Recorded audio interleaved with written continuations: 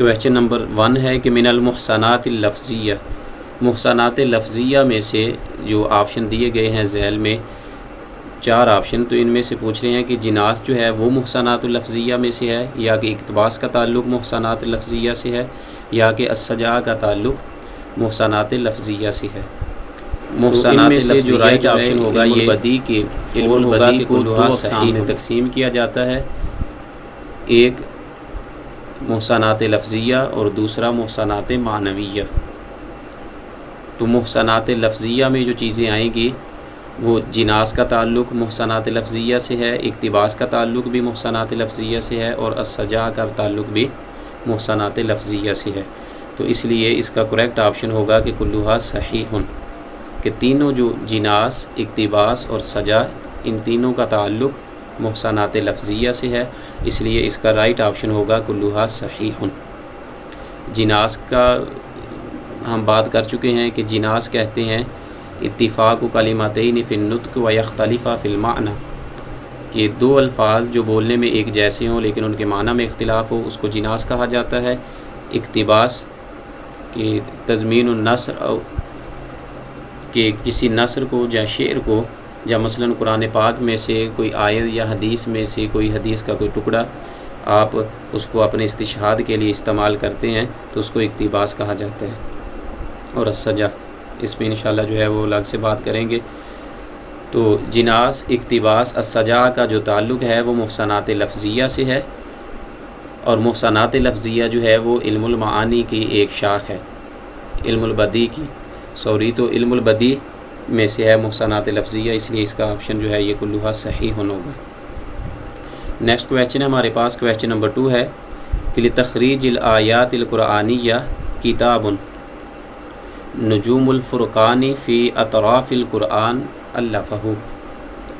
لتخریج الآیات القرآنیہ کہتے ہیں کہ قرآنی آیات کی تخریج کے لیے، مثلا کون سی آیت کہاں کس پارے میں ہے، کس صورت میں ہے، اور اس کے ساتھ ساتھ جو موضوعات ہیں قرآن پاک کے، تو لتخریج الآیات القرآنیہ، قرآنی آیات کی تخریج کے لیے اگر ہم کسی آیت کو ڈھونڈنا چاہتے ہیں، اس کی تخریج کرنا چاہتے ہیں کہ وہ کس صورت میں ہے، کس پارے میں ہے، تو کتاب ایک لکھی گئی ہے جس کا نام ہے نجوم الفرقان فی اطراف القرآن الفہ۔ یہ کتاب نجوم الفرقان فی اطراف القرآن، یہ کس نے تصنیف کی ہے؟ 4 آپشن ہیں، ان میں سے جو کریکٹ آپشن ہے یہ سیکنڈ ہوگا کہ فلوجل۔ فلوجل جو ہے اس نے یہ بک تصنیف کی ہے، سیکنڈ آپشن اس کا کریکٹ ہوگا۔ یہ ایک المانی مستشرق ہے، غیر مسلم ہے، المانیہ سے اس کا تعلق ہے، اور اس نے یہ کتاب نجوم الفرقان فی اطراف القرآن یہ تصنیف کی ہے، فلوجل نے، سیکنڈ آپشن اس کا جو ہے یہ کریکٹ ہوگا۔ نیکسٹ کویشچن ہے ہمارے پاس، کویشچن نمبر 3 ہے کہ النوم بعد صلاۃ العصر یسمى، النوم بعد صلاۃ العصر یسمى، نماز عصر کے بعد جو نیند ہے، جو سونا ہے، النوم بعد صلاۃ العصر یسمى، اسے کیا کہا جاتا ہے؟ جو شخص نماز عصر کے بعد سوتا ہے اس کو کیا کہا جاتا ہے؟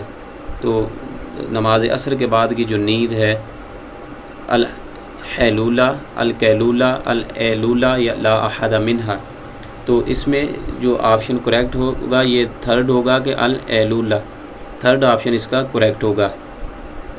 الحیلولہ جو ہے یہ نماز فجر کے بعد جو نیند ہے سونے کو کہتے ہیں، نماز فجر کے بعد جو سوئے گا اس کو الحیلولہ کہیں گے، اور کیلولہ جو ہے یہ نماز ظہر کے بعد دوپہر کے وقت جو شخص سوتا ہے، آرام کرتا ہے، اس کو کیلولہ کہا جاتا ہے، اور عصر کے بعد جو شخص انسان سوئے تو اس کو کہتے ہیں کہ وہ ایلولہ کر رہا ہے، مراد وہ عین سے ہوگا۔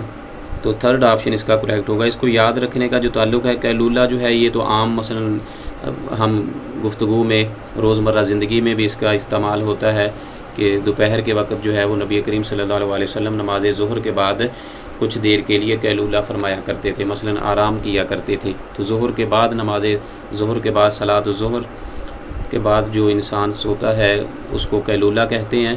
اور اب فرق ہے کہ قیلولہ اور حیلولہ میں فرق کیا ہے، کیسے ہم یاد رکھیں گے کہ نماز فجر کے بعد جو سونا ہے اسے کیا کہا جاتا ہے اور نماز عصر کے بعد سونے کو کیا کہا جاتا ہے۔ تو اس میں اگر جو عین کے ساتھ ہے قیلولہ تو یہ عصر کے بعد سونے کو کہتے ہیں۔ تو عین سے عصر ہے ہوگا، عین سے ہی نماز عصر کا ہے، عین سے تو عین سے ہی قیلولہ ہے، تو اس لیے ان دونوں کو جو عصر کے بعد ہوگا وہ عین سے آئے گا۔ اس کو یاد رکھنے کا طریقہ جو ٹرک ہے اس میں وہ یہ ہے کہ جو عصر کے بعد آرام کریں گے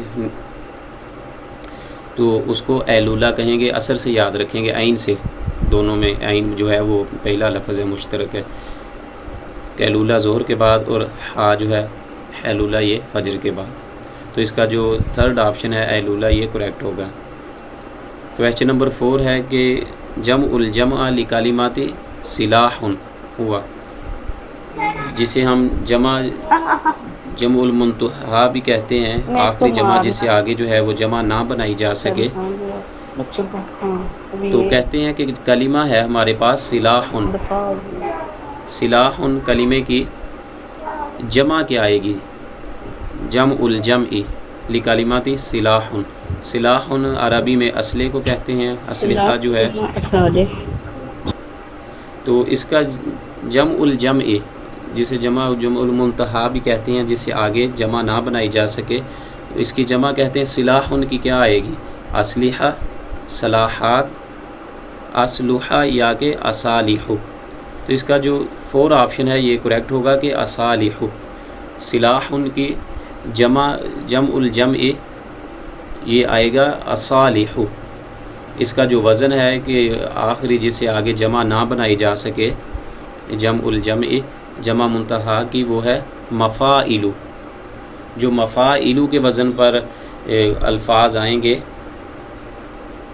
اس کو ہم جمع الجمع یا جمع منتہا بھی کہتے ہیں، جس سے آگے مزید جمع نہیں بنائی جا سکتی۔ تو اصالح اس کی سلاح ان کی جمع آئے گی اصالح۔ جیسے مسجد ہے تو اس کی جمع آئے گی مساجد، اور مساجد سے آگے جو ہے وہ جمع نہیں بنائی جا سکتی، مساجد مفاعل کے وزن پہ، اور اسی پہ ہے یہ اصالح۔ تو 4 آپشن اس کا جو ہے یہ کریکٹ ہوگا۔ نیکسٹ کویسچن ہمارے پاس یہ کویسچن نمبر 5 ہے کہ رائد القصۃ الرومانسیہ ہوا،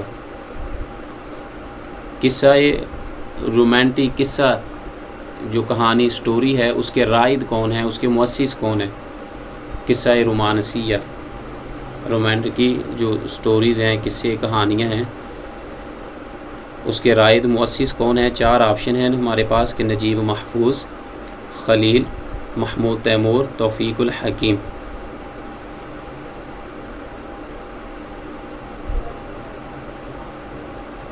تو ان میں سے جو کریکٹ آپشن ہوگا یہ نجیب محفوظ ہوگا کہ رائد القصۃ الرومانسیہ ہوا نجیب محفوظ، ہوا ادیب و کاتب و راوی و مسرحی، یہ کاتب بھی تھے، ادیب بھی تھے، اور اس کے علاوہ صحافی بھی تھے نجیب محفوظ۔ تو قصہ رومانسیہ جو ہے، جو کہانیاں، جو رومانٹک سٹوریز جو لکھی گئی ہیں، جس نے اس کا آغاز کیا، یہ نجیب محفوظ ہیں۔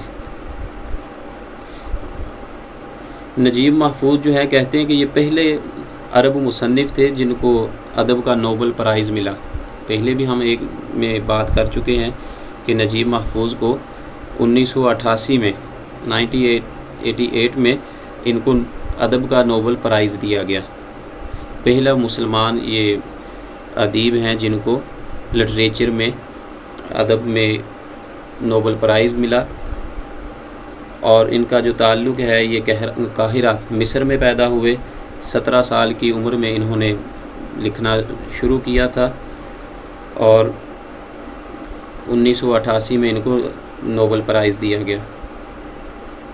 ان کے جتنے بھی ناول ہیں زیادہ تر انہوں نے جو ناول لکھے ہیں ان میں قاہرہ کی زندگی کا نقشہ جو ہے انہوں نے زیادہ تر پیش کیا ہے ان ناول میں۔ ان کی پیدائش جو ہے وہ 1911 میں قاہرہ میں ہوئی تھی اور 2006 میں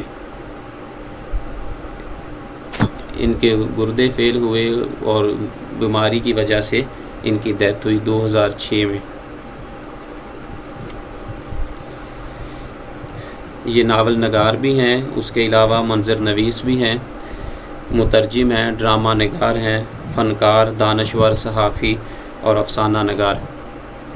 کہا جاتا ہے کہ 50 کے قریب جو ہیں انہوں نے ناول تصنیف جو ہے وہ لکھے ہیں، اور اس کے علاوہ سینکڑوں جو ہیں کہانیاں اور سٹوریاں انہوں نے لکھی ہیں، اور ان کے 15 ناول ایسے ہیں جن پر فلمیں بنائی گئی جو کہ مصر کے سینما گھروں میں ریلیز ہوئیں باقاعدہ طور پر۔ تو ان کے 15 ناولوں میں فلمیں بنائی گئی، 15 ناولوں پر۔ ان کے جو ناول ہیں جو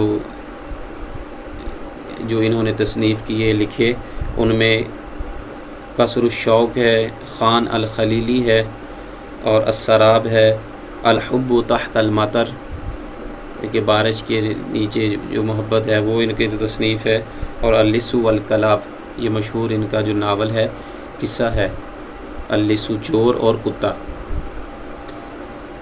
تو نجیب محفوظ کا جو نام ہے وہ جو عصر الحدیث کے ممتاز ادبا ہیں ان میں نجیب محفوظ کا شمار ہوتا ہے۔